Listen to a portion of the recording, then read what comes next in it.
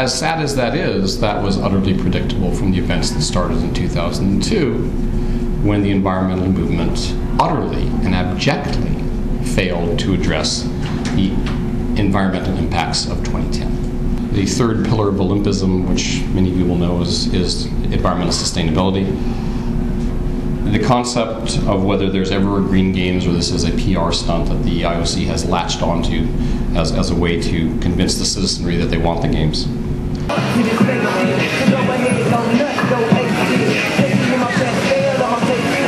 So, start off by talking about some of the things the Olympics does when they're trying to get your city to bid on the Games. And the way I tend to introduce this, and some of my colleagues in the Olympic Resistance Network sometimes criticize me for it, is I tend to introduce it by thinking of what the Nigerian banking scam is. So some of you may be familiar, you all get emails, I'm sure. You know what it is? You know, the email that comes to you and says, Dear so-and-so, I have a great proposition from you. I've heard from a mutual friend that you're just this swell person.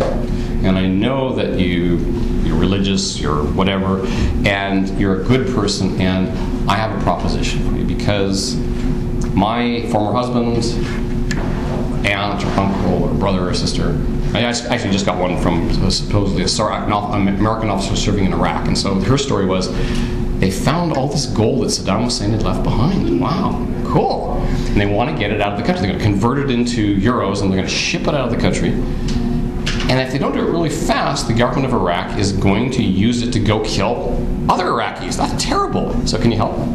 And all you have to do is, and if you do, you get half. So all you have to do is give them your banking details and your PIN. It's important. So the Nigerian banking scam happens to one individual at a time. The Olympics happens to entire cities and communities at a time, and in our case, to the entire province of BC. It is the Nigerian banking scam writ large that now impacts 4 million people, not just one at a time. So they're basically going for all of your money. Hi, my name is Eric Doherty. I'm from an organization called GatewaySucks.org, and we're working on to try to stop the freeway expansions that are going on that started with the expansion of the Sea to Sky Highway, particularly at Eagle Ridge Bluffs, but is continuing and is planned to continue right through the 2010 Olympic Games.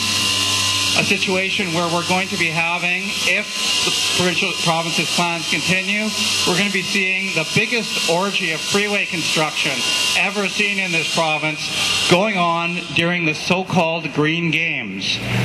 These aren't the Green Games. What is planned is the Blacktop Games. What is planned is the Freeway Games. This is the company that orchestrated the tearing up all of the streetcar systems, or most of the streetcar networks, all the way across North America. We need to be putting these streetcar networks back into every city conspired to rip them out of in the 1950s, and we have to do it now, not going on an orgy of freeway construction just while we're inviting the world to come and see our supposedly green games. I just also like to say that greenwashing, like a few hydrogen buses, just doesn't cover up all the blacktop, all the billions of dollars of blacktop that they're spreading associated with these games. Because when the Olympics come, the rationality of the citizens goes out the window. So all of a sudden, the dumbest projects in the world that were too costly, were not needed, now become the absolute gotta-have things to bring the games. Hi everyone, I'm Harjap Grewal and I'm representing the Olympic Resistance Network, and we decided to have this demonstration here today because there's a bunch of corporations and the Olympic organizers that are sitting inside this hotel today talking about the environment and the supposed green games. But what we know is that many of the people that are sitting in that room are responsible for projects such as the independent power projects that are happening on the BC rivers. They're responsible for the tar sands development that's happening in northern Alberta and has been dubbed a project that has been dubbed the most devastating environmental project on the face of the planet. So that's the real frame of the games. It's not about peace and brotherhood, and it's not about elite sports for the competition and the betterment of humanity, although that may have been true in the past, although I doubt that too. It's about real estate.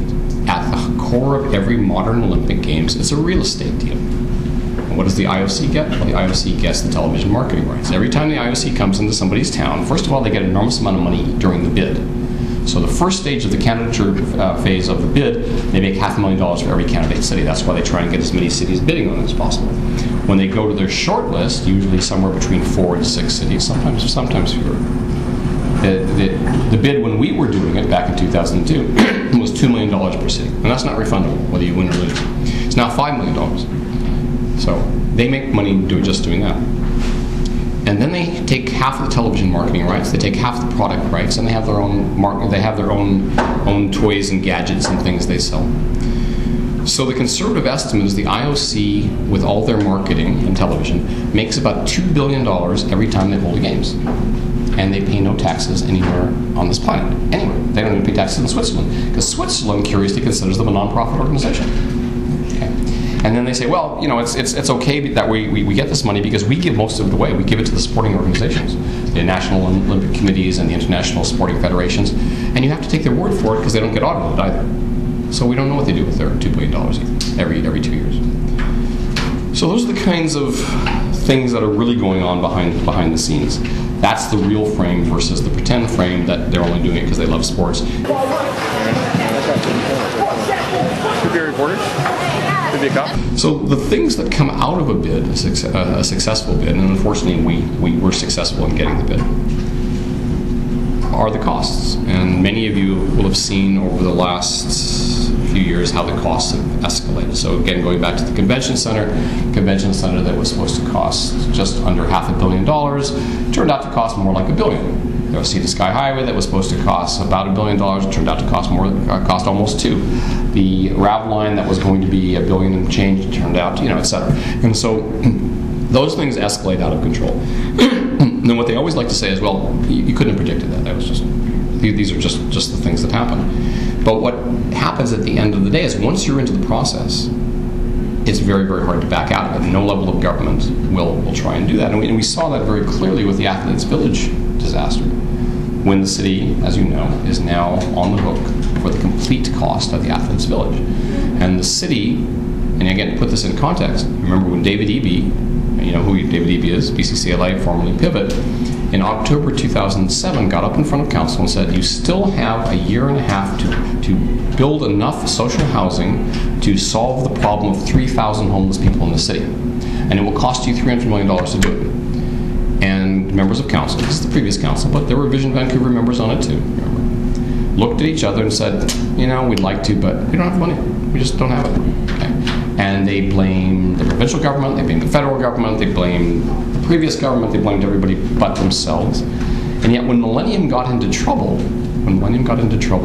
last summer, the council, the previous council, instantly found $100 million to help them out, on top of the $190 million of loan guarantees they had already given them, and recently took over the entire mortgage on this project. So the city basically has absorbed a cost of pretty close to $1 billion, and this is a city that only had about $1.5 billion in the property endowment fund. So it clearly wasn't the case that they didn't have the money back in 2007 to build social housing. They chose not to build social housing. It was not their priority. It simply did not hit their event horizon as something they should or needed to do. Which again reinforces the idea that these games are not for people like you and me, and they're certainly not for the people in the downtown east side.